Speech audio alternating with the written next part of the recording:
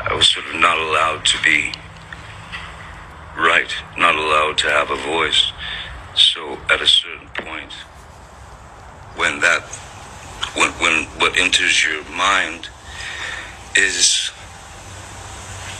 you start to slowly realize that you are in a relationship with your mother, in a sense. And I know that sounds perverse and obtuse, but the fact is that some people search for weaknesses in people, and that is to say, sensitivities.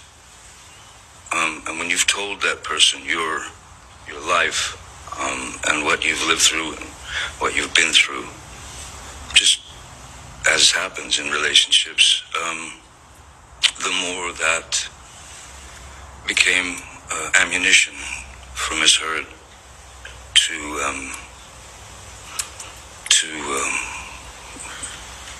either verbally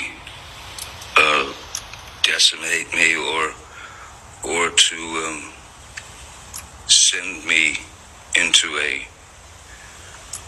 kind of tailspin of confusion. So I'm not saying that Johnny Depp was dealing with a narcissist, but if he was, that is exactly how you would describe it. And if you're new here, I'm a narcissist. I have narcissistic personality disorder. So the first part he mentioned about marrying your mother, it makes complete sense when you understand narcissistic and toxic relationships.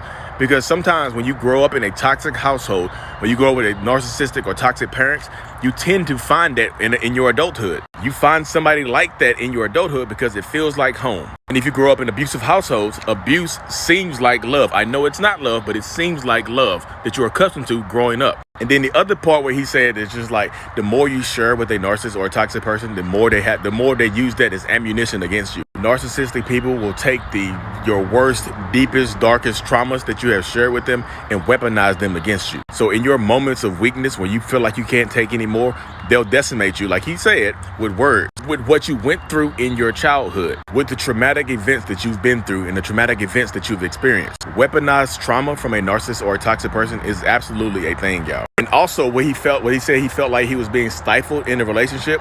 When you're in a relationship with a narcissist or a toxic person, you lose your voice. You start to feel like your words don't matter, your actions don't matter. And in the end, you start to feel like you don't matter. And all you want to do is get this person that you're with, you just want to get them to love you. But then you come to realize that nothing you do for a narcissist, nothing you do for a toxic person will ever be enough. Because narcissists have problems validating themselves, so they try to invalidate others. I really, really hope this helps.